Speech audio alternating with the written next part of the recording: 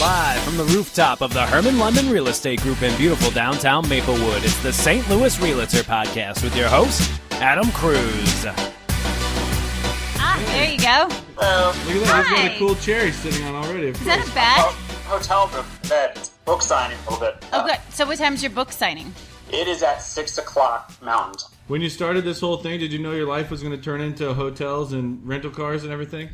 No, not at all. That's the funny thing about book tours is everyone's like, oh my gosh, so exciting. But you're like, it is for like the, 2 or 3 hours of the book signing, but the rest of it is like airports and cabs and all that stuff. And fast food. Yeah, exactly. I'm eating great.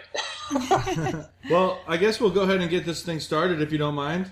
Sure, here's Sherry. Hi, Sherry. Nice to meet you. I'm Adam, and this is Shannon. Nice to meet you. And we're calling you from St. Louis. Hello.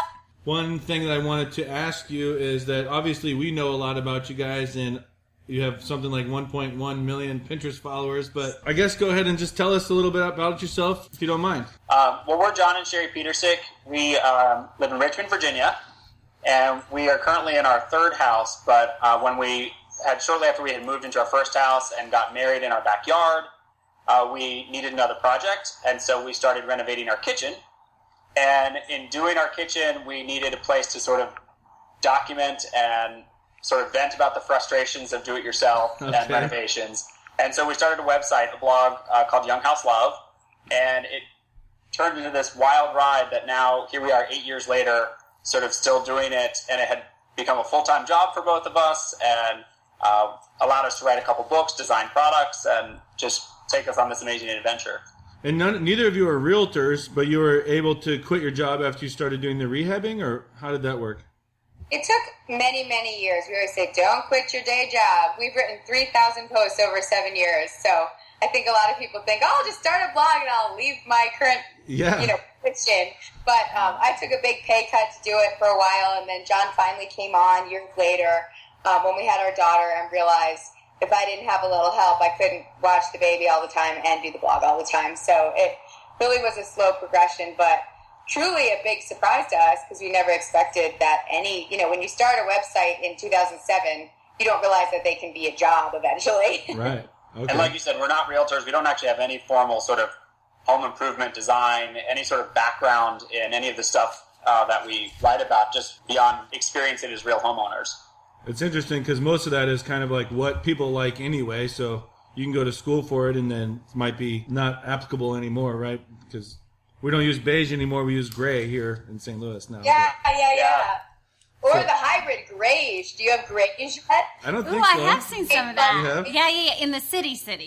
Like the core part, I think I've seen a few of that in a few houses. I like it. I have all sorts of questions I wanted to ask you guys about this backyard wedding, and specifically you said it cost $4,000, but I probably shouldn't take our time with you to ask selfishly my questions about having a cost-effective wedding. We should ask more about the... Is that because you have a wedding on the Your brain? wedding podcast. Yeah, I'll save that for the wedding podcast, but Shannon's got a lot of questions for you too, so I'll let you kind of go ahead and start if you want. So when you were actually talking about your rehabbing or fixing up and your love of it, do you actually have other rehabs that you've done? We try to take on projects for other people. We've done things like fixed up his grandma's bathroom. It was like rusting and falling apart, and that was a really fun project. We drove to West Virginia and sort of chronicled the whole makeover. We've helped his sister out. She's younger than us and moved into a few apartments. We helped her do stuff there. We also sort of on a larger scale decorated a whole show house in Richmond for an event called Homerama where people go through the homes. I'm sure you guys have Homeramas out by you where they tour show houses. It's like a show house or like a parade of homes. Yes. The go tour, to open home houses tour. of like 8 builders, and they're decorated sort of fancier, and the homes are a little bit higher end.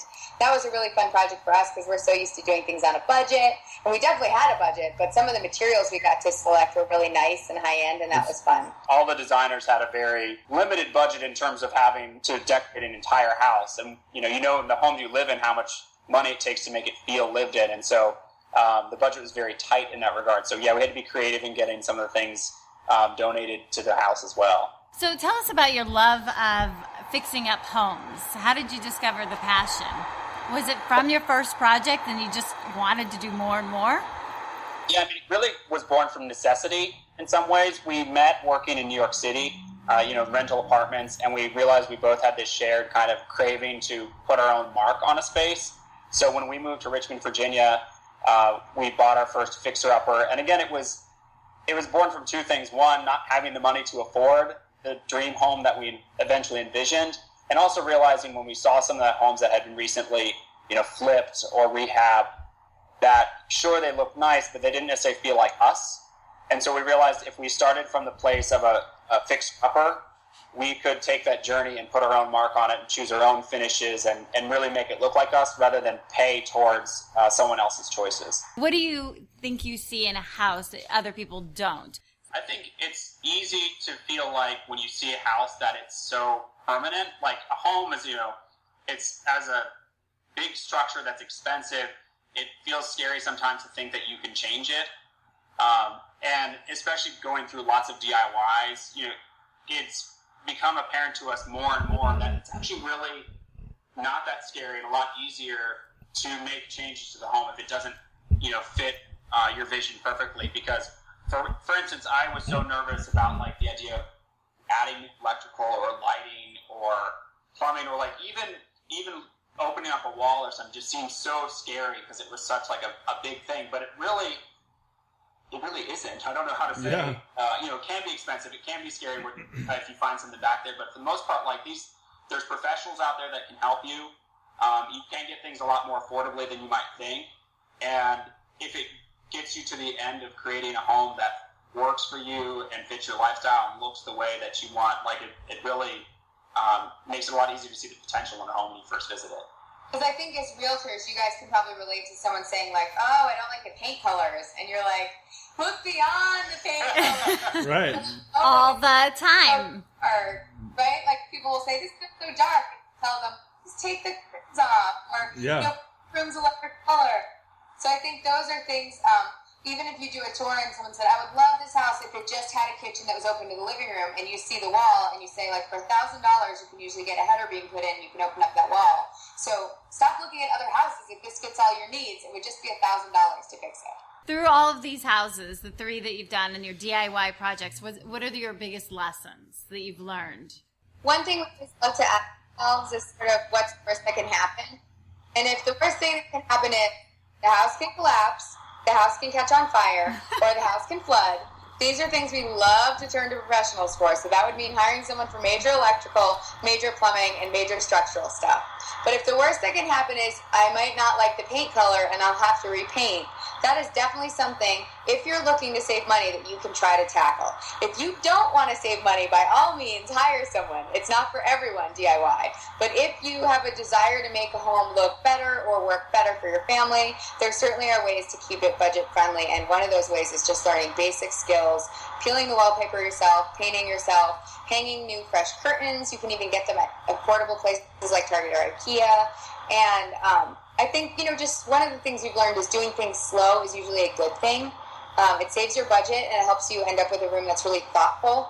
A lot of times we hear from people who went out and bought a whole furniture set all at once, or they rushed to finish a room, and it's not always what they love. But if they buy things slowly, collect pieces that have meaning from great traveling experiences or something they just can't stop thinking about, instead of settling on the basic suite that, was on sale that weekend, it ends up creating rooms that you really love. And to build on that, I think one of the lessons we've learned is just keeping our expectations in check. Because I think there was this instinct, especially when we bought our first house, that like we need to fill it immediately. We need to finish it right away. Right. And I think that robs you of a lot of the joy of the journey of it, and also puts some unnecessary stress on you to make you feel like you need to finish it rather than let it evolve and build over time and really adjust to suit your needs. And then you have it finished and you're like, we should have done it this way. Exactly. Well, you give yourself the time and the space to really think through some decisions and to find the right things, and you give yourself room to make mistakes and correct them. If you're really racing towards some deadline, whether, invented or artificial, you might do things more quickly, or you might not give yourself the room to readjust than if you actually just give yourself the space to breathe and figure it out. And let it come along naturally. We beat ourselves up a lot in the first house that we didn't have it done in like 3 months. I think there was this weird thought, like, we'll have a housewarming party when it's finished, which is like crazy. It's not finished for years. And now we've fully embraced that a house is never really finished and it takes years to get even close to where you want it to be. So have the housewarming party and embrace the chaos and the mattress on the floor and the boxes. Your family does not expect the house to look perfect when they get there, and I promise they just want to celebrate your new place with you. So there's a lot of freedom in letting go of those high expectations. Well, okay, so I'm curious, like, I have to imagine that you have a lot of friends that say, well, we need you to come over and do this at our house. And do you have any success convincing them that they can actually do it? You're right. That's the hardest step, is just getting them to start. Because once people try one thing, it's like it sucks you in, right? You like realize how much money you save and you're so proud of yourself. So we just always encourage our readers or anyone out there who wants, something to look better but doesn't have the budget to hire it out to just give it a try. And I always say that not making a decision is making a decision, and it's a decision to stay frozen. So unless you want your house to look exactly the same way, you have to do something. And just doing that one small thing will build momentum. So for example, if you have 10 rooms in your house, repaint the smallest one first. It's the easiest. Maybe it's a bathroom. Maybe it's just, has tile halfway up the wall, so you're just painting the tops of 4 walls, and it takes you 2 hours and half a can of paint.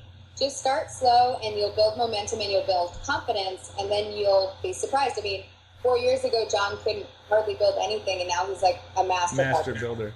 Yeah. Wow, you guys are exaggerating a little bit. But it's neat how the things that you're saying are kind of like the same lessons that they try to teach entrepreneurs. It's like fail forward, just get started, that kind of stuff. So it's neat to do something. Yeah. If you're not doing. And the great thing about failing in terms of designing your home is that if you do something and you hate it, it may feel like a failure, but you've taught yourself that you hate it. You've learned something you don't like, you can cross that off the list, and that helps you focus in on things that you do like. Right, because learning what you don't like in a room is just as valuable as learning what you do like in a room, because it can save you money and time down the line from making that mistake. So once you've kind of checked off the box of like, nope, I tried a dark color and it looks crazy, so I'm going to repaint it lighter, you now know in your 10 other rooms, maybe I'll stay with a lighter palette because I like that. Now, do you guys just kind of pick out everything, all your colors, all your little rugs? I mean, I look at your website and it's very bright. Do you do it yourself, or do you enlist any help of maybe a designer to give you direction? We do everything ourselves, but we're definitely influenced, and we always say we have to thank, the inspiration out there on the internet, fellow bloggers, designers. We love reading design books and magazines. We watch design shows. So it's certainly something that we're self-taught in the way that it's a passion and we love to learn about it, but we definitely recognize that there are experts who might do it better.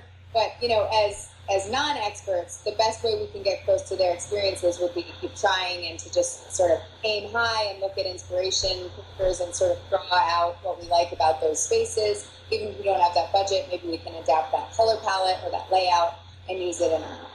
And for someone who doesn't have either the desire or the means to hire a designer, you can also rely on the people who work at the stores that you're shopping from a lot.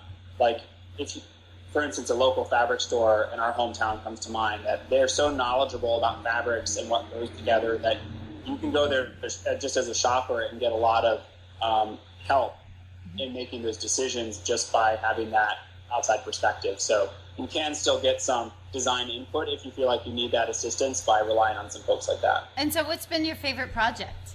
Ooh, that's a good question. It's a really good question. I think one of our favorite rooms to design is always children's rooms, whether they're nurseries or they're, we have a 5-year-old daughter, and we did a room for her when we moved into our current house. And she wasn't a baby, but it's sort of a childlike, playful space for her. She was, I think, 3 when we moved in. And those are fun, I guess, because there are no rules. I mean, there shouldn't be rules in any room, but especially in a kid's room, you just can kind of both of our kids have a bright, colorful closet door in their room. Our son's is like a bright emerald color, and our daughter's is like a pinkish red watermelon color. And everyone walks in the room and goes, "That's so much fun!" And it's not like the main door, so it doesn't look weird off the hallway. It's just like sort of in their room, and it's a pop of color. I think those giving yourself sort of space to experiment and play helps their rooms just feel that much more special. And I think getting their stamp on it, our daughter's old enough to say what she likes now, and it's really fun to get her involved. Feels like we're fostering that love of design in her and sort of honoring her choices. And I always love projects that are kind of teach me new skills. in our second home, I laid a patio for the first time and had to learn how to do that. And yeah, I was freaked out when I started. I probably freaked out several times during it. But at the end, like having it done, there was such a sense of accomplishment that I'm glad that I wasn't scared off by the intimidation of it up front.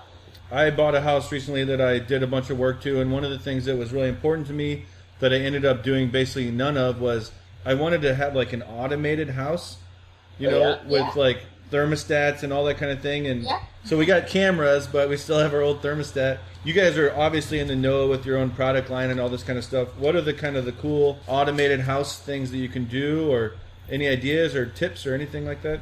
Well, we have a Nest thermostat and really love it. That you can control from your phone, I guess? Yeah, exactly. Okay. So we saved up for it.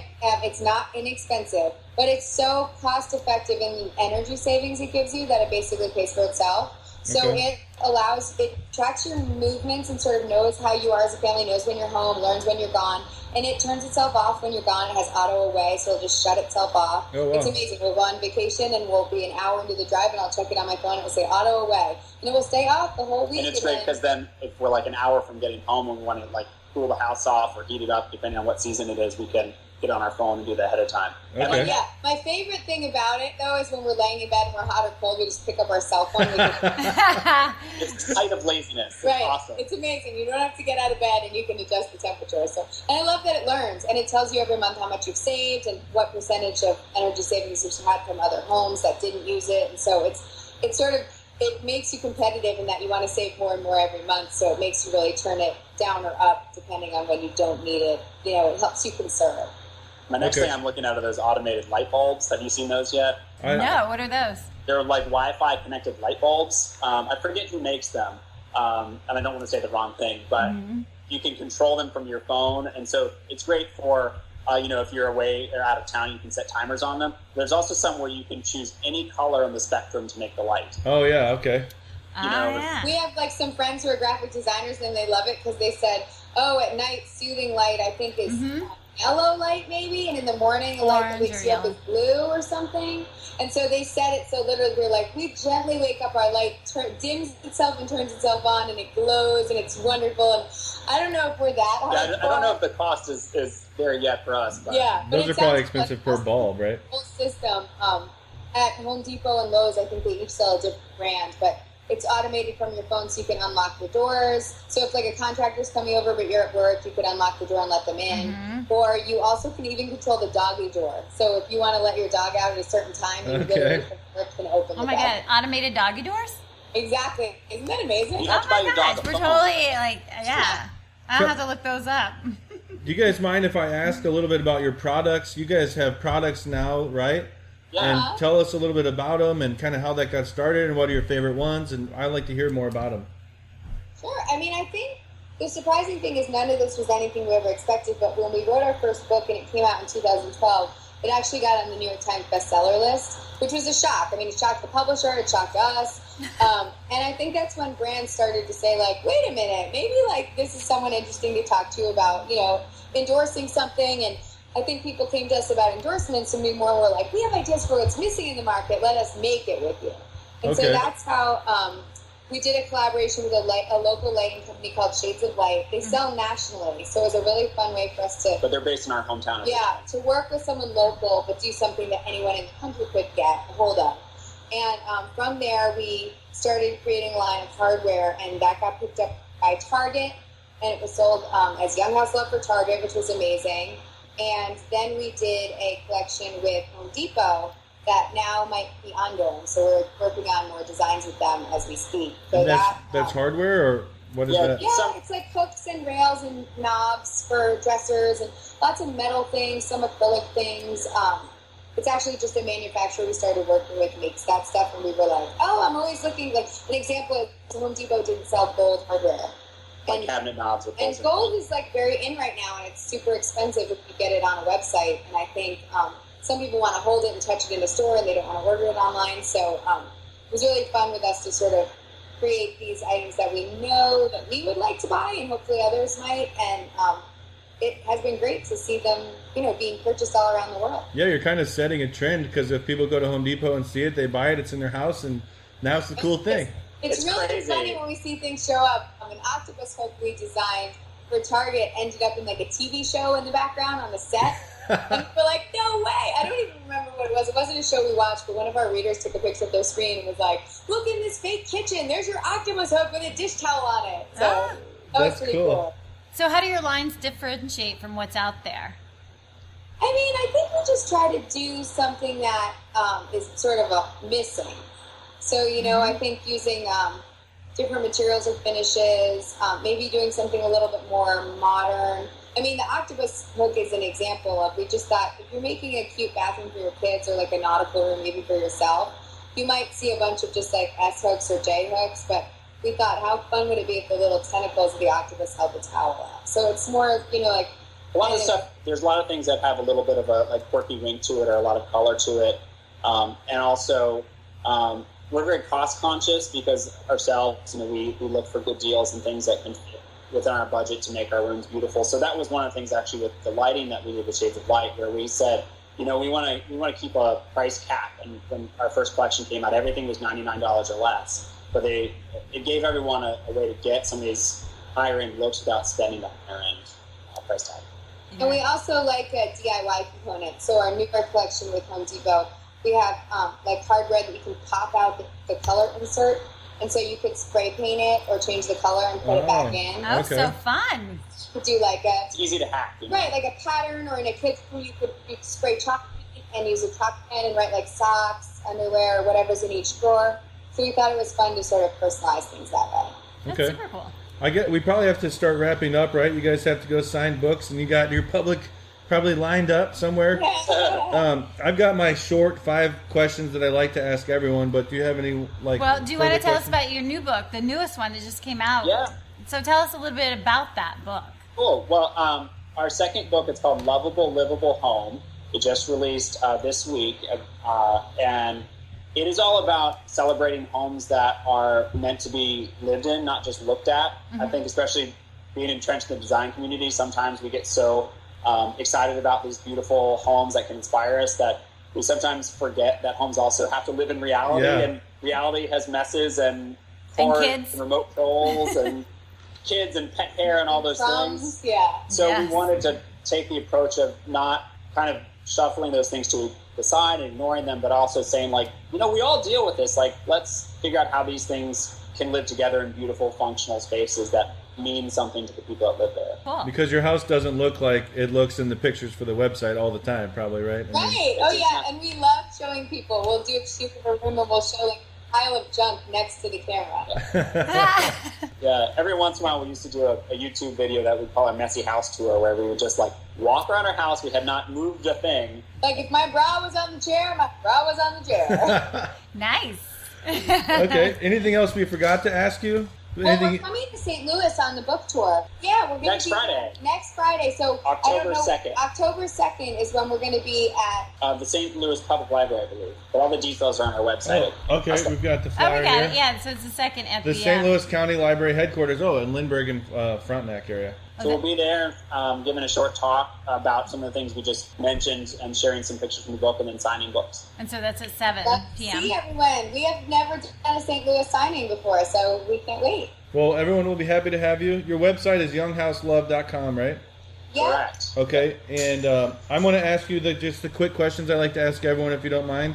Sure. Like my 5 quickies. So, I'd like to ask, who lives under your roof? It's myself, Sherry. We have 2 kids, a 5-year-old daughter named Clara, a 1-year-old son named Teddy, and a Chihuahua named Burger. Okay. Chihuahua named Burger. And where are you your best? This sounds cheesy, but I think I'm my best at home because I'm my most comfortable and I'm surrounded by the people that know me and get my sense of humor. Uh-huh. And so I think we always like creating spaces where we can feel comfortable. So I think we've succeeded, at least in our house so far. That makes sense. You're just going to steal my answer? Well, I was going to add to it. I think we're our best at home and we're our worst in the airport. Okay. Yeah, that'd be true for a lot of people. Don't worry. And do you have a favorite blog or podcast other than your own? Well, we have so many, it's hard to play favorites. We certainly have been really inspired by the design community. We love a website called Design Sponge. We have a really good friend who's a blogger. She writes a blog called Power Blog. Okay. We really love one called Making It Lovely, based out of Chicago. And podcasts, we've been listening to a ton, but I guess what are our favorites? Wait, Don't Tell Me, because we love trivia. Yeah. And startup is really interesting to us. I think just as people who started up. We're all over the place topic-wise, though. Yeah. Okay. Number 4, what is your guilty pleasure? Dark chocolate. Oh, I thought you were going to say The Real Housewives. And The Real Housewives. Which one? All of them. Oh no! Oh my gosh. What's And- yours? Well, not The Housewives. At least not all of them. Yours is soda. Yes, probably soda is my guilty pleasure. Okay. And lastly, who is your mentor and how have you thanked them? Oh gosh, that's a good That's question. a good one. I mean, I also feel like there are many answers to that, because I think the strange thing about us is we've done so many different things. I mean, there's an author named Gretchen Rubin who I feel like has been a huge inspiration to us, and she wrote the Happiness Project was her first book. It was a study about happiness. And how to Right, do well, that. where I was going to say, she wrote our first book needed like an author to say something about it. And so she read our book and made the blurb, like, from best-selling author Gretchen Rubin, and she said something wonderful about our first book. And we've always been so grateful to her, and, wrote her a big thank you. And I think that we all have to help each other And she out. actually started a podcast recently called Happier. That's another recommendation. And I actually wrote her an email a few weeks ago because she had done a podcast about taking time to say thanks to people. And I was like, you know what? I should say thanks to her. I'm enjoying your podcast. She Oh, that's probably would cool. like to know. Yeah. Ah.